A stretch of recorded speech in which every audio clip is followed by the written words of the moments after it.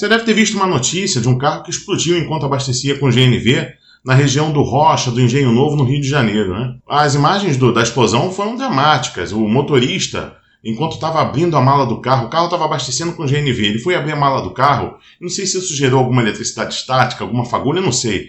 Ainda não tem informação sobre isso, mas nesse momento que ele abriu a mala, o carro explodiu. E foi questão de milissegundo. Ele foi arremessado longe, a esposa também foi arremessada longe, mas sofreu ferimentos leves. Nenhum frentista morreu e o posto, metade do telhado do posto caiu, veio abaixo em cima deles. Hoje, infelizmente, veio a notícia de que esse motorista faleceu. Agora, muita gente que não é do Rio de Janeiro, e mesmo você que é carioca, possivelmente não sabe a história do Engenho Novo, das terras ali do Grande Meier, do Engenho Novo, do Rocha, do bairro do Riachuelo, da Serra Grajaú-Jacarepaguá, que tem uma vista lindíssima para o Rio de Janeiro.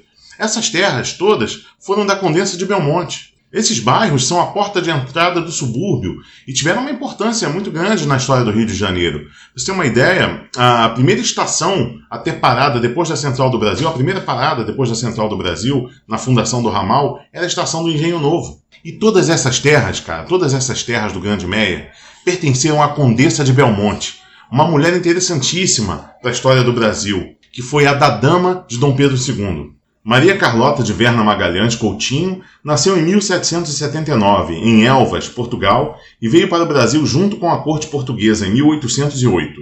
No Rio de Janeiro, Dom João doou ao conselheiro Joaquim José, marido da Condessa de Belmonte, muitas terras no Engenho Novo, onde construíram uma linda chácara. Após a volta da corte para Portugal, passaram a servir ao príncipe regente Dom Pedro I e sua esposa Dona Leopoldina.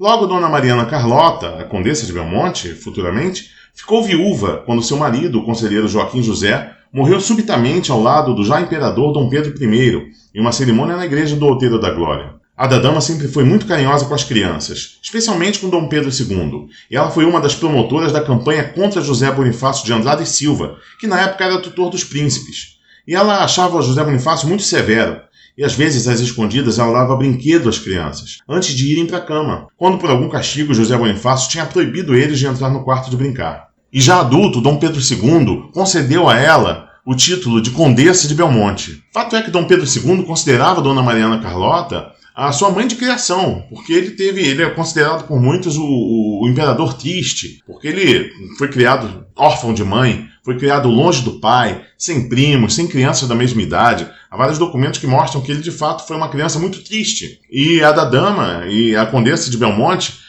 certamente exerceu um papel de mãe substituta para ele e foi muito importante na formação emocional de Dom Pedro II. Depois que Dom Pedro II se casou, ela foi nomeada dama de companhia principal da imperatriz Teresa Cristina Bourbon Duas Sicílias.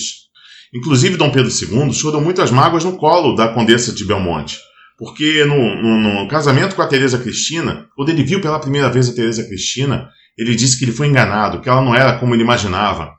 Mas não teve jeito, ele teve que casar, porque esse casamento era de fato uma aliança, era um negócio. Em 1847, ela tornou-se madrinha da princesa Leopoldina do Brasil, filha de Dom Pedro II e Teresa Cristina. Infelizmente, a dadama morreu vítima de cólera em 1855, doença que contraiu ajudando a tratar enfermos da epidemia que matava muitos no Rio de Janeiro. Nessas terras, onde aconteceu a explosão do GNV do carro, desde 1720 havia uma capela dedicada a São Miguel e Nossa Senhora da Conceição. Já no ano de 1960, o padre Ricardo quis fazer uma catedral onde tinha essa capela, né? E ao fazer as escavações para a construção da catedral, eles descobriram que havia muitas ossadas embaixo da igreja, embaixo dessa capela. E posteriormente se identificou que essas ossadas eram de pessoas escravizadas. Então o padre Ricardo ele construiu uma redoma de vidro e colocou essas ossadas ali que estão em exposição na igreja até hoje. Morreu de cólera a Condessa de Belmonte, dona das terras do Engenho Novo. Também morreram todos esses escravizados, cujas ossadas estão lá, na igreja do Engenho Novo. E infelizmente para o Engenho Novo, infelizmente para o Rio de Janeiro, infelizmente para o Brasil, também morreu o motorista do carro que abastecia com GNV, na mesma terra, no mesmo lugar, que pertenceu à Condessa de Belmonte, fazendo o Rio de Janeiro, fazendo o Engenho Novo, chorar mais uma vez. Meus pêsames à família.